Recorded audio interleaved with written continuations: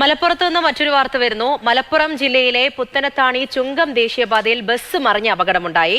ഈ അപകടത്തിലും നിരവധി പേർക്ക് പരിക്കേറ്റു. കോഴിക്കോട് നിന്ന് തൃശൂരിലേക്ക് പോകുന്ന ബസ്സാണ് അപകടത്തിൽപ്പെട്ടത്.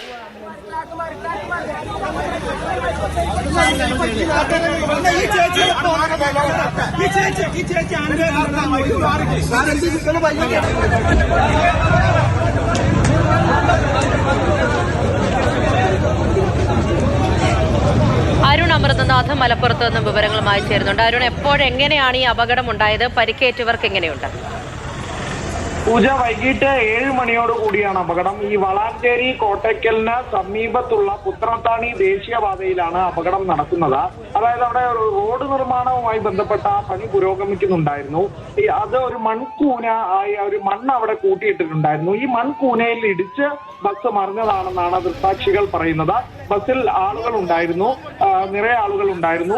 17ഓളം പേർക്ക് പരിക്കേറ്റെന്നാണ് പ്രാഥമിക കണക്ക്. അപ്പോൾ തന്നെ അവിടെ കൂടിയ നാട്ടുകാരും ട്രോമാ കെയർ പ്രവർത്തകരും എല്ലാം എത്തി ആളുകളെ എല്ലാം പുറത്ത് എടുത്ത് രക്ഷപ്പെടുത്താൻ സാധിച്ചു എന്നുള്ളതാണ്. ഊർജിതമായ രക്ഷാപ്രവർത്തനം സ്ഥലത്ത് നടന്നു എന്നുള്ളതാണ് ഏറ്റവും ആശ്വാസകരമായ കാര്യം. ആരുടെയും പരിക്ക് ഗുരുതരമല്ല. കോട്ടയ്ക്കലിലെയും വളാഞ്ചേരിയിലെയും വെട്ടിച്ചിറയിലും പുത്തനത്താണിയിലെയുമായി സ്വകാര്യ ആശുപത്രിയിലായി എല്ലാവരെയും പ്രവേശിപ്പിച്ചിട്ടുണ്ട്. ആരുടെയും പരിക്ക് ഗുരുതരമല്ല എന്നുള്ളതാണ് ആശ്വാസകരമായ വാർത്ത. ആശങ്കയുണ്ടാക്കുന്ന ഒരു സംഭവമായിരുന്നു ബസ് മറന്നു എന്നൊരു വാർത്ത വന്നപ്പോൾ. എന്തായാലും നിലവിൽ എല്ലാവരുടെയും ആരോഗ്യനില തൃപ്തികരമാണ്. പൂജ. ശരി, അരുൺ അമൃതനാഥാണ് അപകടത്തിന്റെ വിവരങ്ങൾ പങ്കുവച്ചത്.